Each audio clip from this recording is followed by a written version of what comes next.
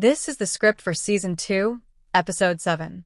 We are moving from the blindness of the eyes to the blindness of the heart. This episode explores one of the most famous and controversial classroom experiments in history, showing that prejudice is a machine that can be built in minutes. Designed for a 15-minute runtime, approximate 2,200 words. Season 2, Episode 7.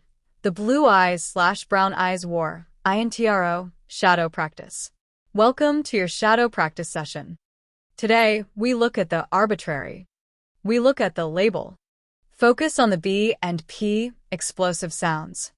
Notice the shift in tone. Master the English of social engineering. Let's begin. The script. How long does it take to turn a friend into an enemy? A year? A decade? According to Jane Elliott, it takes exactly 15 minutes. All you need is a reason, even a stupid one, even a biological one. The year was 1968, the day after the assassination of Martin Luther King Jr. In a small, all-white town in Iowa, a third-grade teacher decided to give her students a lesson they would never forget. She didn't use a history book. She used the color of their eyes. This is the story of the Blue Eyes/Brown Eyes War. An audit of the human soul that proved hate is not innate. It is instructed, and the system is the teacher. Jane Elliott walked into her classroom and made an announcement. Today, the blue-eyed children are better than the brown-eyed children. She gave the blue-eyed children privileges. They got 5 extra minutes of recess. They could sit in the front of the room. They were told they were smarter, cleaner, and superior. The brown-eyed children were given labels. They had to wear fabric collars so everyone could see their inferiority from a distance. They couldn't use the water fountain. They were told they were lazy and slow. The transformation was instant and terrifying. By lunchtime, the blue-eyed children had become tyrants. These were sweet 8-year-olds who had been best friends the day before. Now they were taunting their classmates. They were reporting small mistakes to the teacher. They were refusing to play with brown-eyed children. The brown-eyed children collapsed. Their test scores dropped. They became timid. They accepted the lie about their own stupidity. They were paralyzed by the social architecture of the room.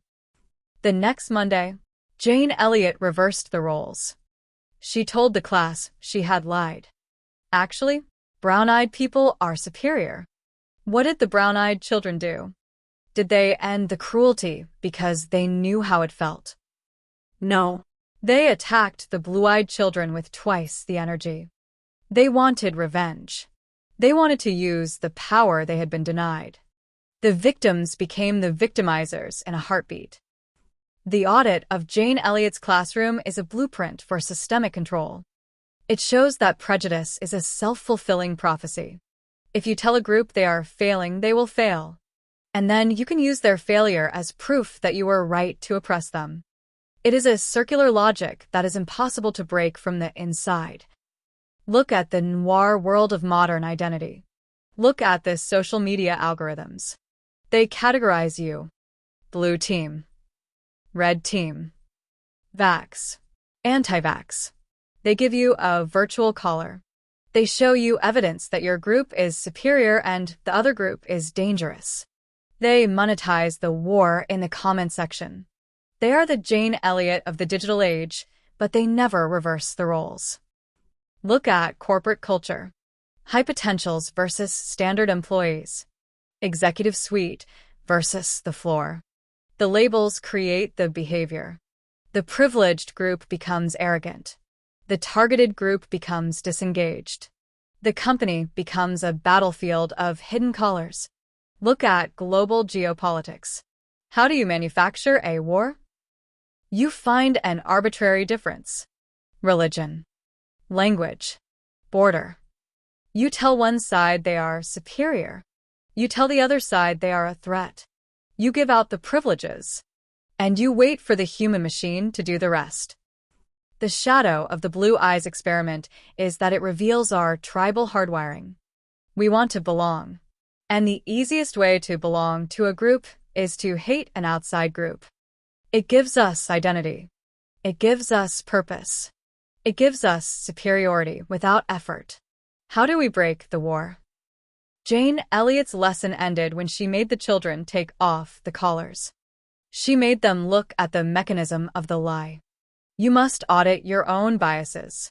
When you feel angry at a group, ask yourself, who gave me this color? Who benefits from my contempt? Is this truth, or is this architecture? The teacher is speaking. The class is listening. And the collar is tight. Will you obey the label? Or will you see the human? The difference is meaningless. But the result is war. Stay sharp. The system wants you to divide. But the truth wants you to connect. Don't be a pawn in a game of colors. The bell is ringing. The lesson is learned. And the mirror is watching.